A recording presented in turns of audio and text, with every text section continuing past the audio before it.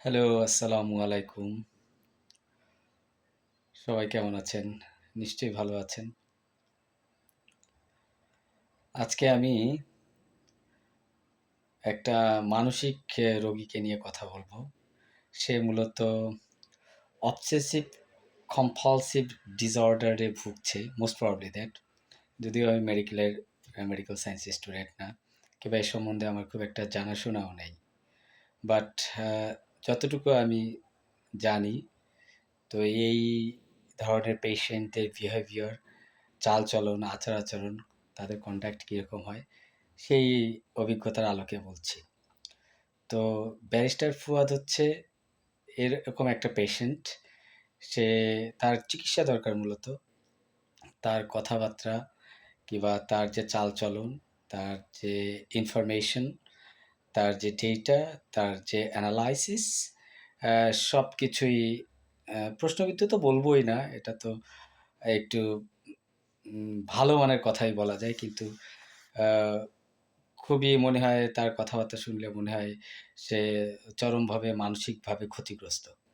তো আমি শুধু একটা কথাই বলব, সেটা হচ্ছে, যাই হোক, আমার আ ব্যারিস্টার ফুয়াদকে নিয়ে কথা বলাটা আমার মানায় না।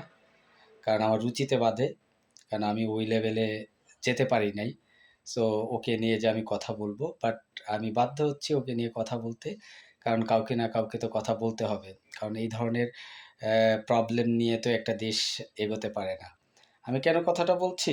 আমার আরেকটা উদ্দেশ্য আছে কথা বলার। সেটা হচ্ছে যে, লাস্ট আমি একটা প্রোগ্রাম দেখলাম।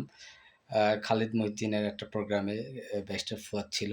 তা আমার প্রশ্ন হচ্ছে, খালিদ মহিউদ্দিন কিভাবে এই লোকটাকে আমন্ত্রণ জানায় তার টক শোতে? আমার এটা মাথায় ঢোকে না। এটা কিভাবে পসিবল? তাই না?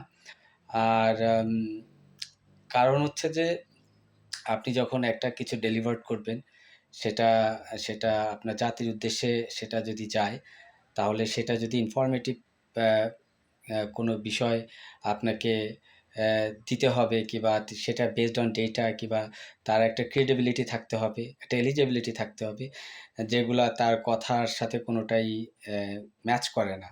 মনে হয় পাগলের প্রলাপ, যা মনে আসে তাই বলে। সেটা আপনারা যখন ওই প্রোগ্রামগুলা দেখেন, আপনারা নিজেরাও বুঝতে পারবেন। এই ৳২ ব্যারিস্টার, যার ব্যারিস্টার হওয়ার যোগ্যতা নাই, আর ট্রুলি ৳২ ব্যারিস্টার, যার কোনো শিক্ষাগত যোগ্যতা নাই, টোটালি ইলিটারেট, আনএডুকেটেড। আমার কাছে মনে হয় ও জাস্ট মানে কোনো এজেন্সি দ্বারা পেইড। হ্যাঁ? কোনো এজেন্সি দ্বারা পেইড। ও মানে সেই মানে কোনো একটা লেভারেজ ওর ভেতরে কাজ করে।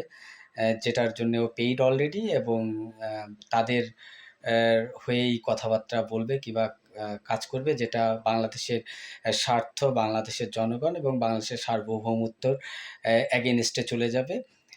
কিংবা বাংলাদেশের যে এইসব বিষয়ের জন্য বাংলাদেশ মূলত ক্ষতিগ্রস্ত হবে। তো এই ধরনের হিপোক্রেট এবং এই ধরনের খারাপ লোকদের থেকে আসলে আমাদের দূরে থাকা উচিত, এবং তাদেরকে কেন যে আমরা টক শোতে আমন্ত্রণ জানাই কিংবা বিভিন্ন অনুষ্ঠানে তাদের ইনভাইট করি, I don't think so। বা আমার প্রশ্ন হচ্ছে, কারা ওকে বিভিন্ন প্রোগ্রামে যখন ও বক্তব্য রাখে, কারা ওকে ইনভাইট করে?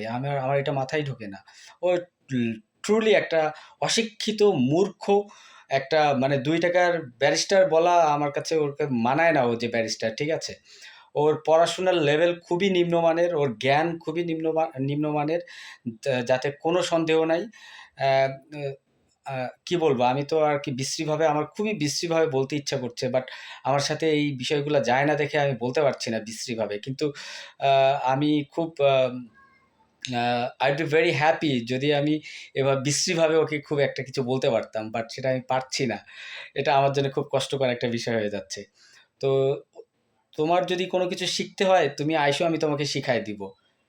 মানে তুমি খুবই নিম্নমানের তোমার আন্ডারস্ট্যান্ডিং, নিম্নমানের তোমার পড়াশোনা। কি আর বলবো? এর বাইরে তো আমি আর খারাপভাবে কিছু বলতে পারছি না। এগুলা থেকে আমাদের দেশকে রক্ষা করতে হবে, এবং এইগুলা থেকে আমাদের এগুলা পরিহার করতে হবে, এবং আমাদের এগুলা বুঝতে হবে, আমাদের জনগণকে বুঝতে হবে।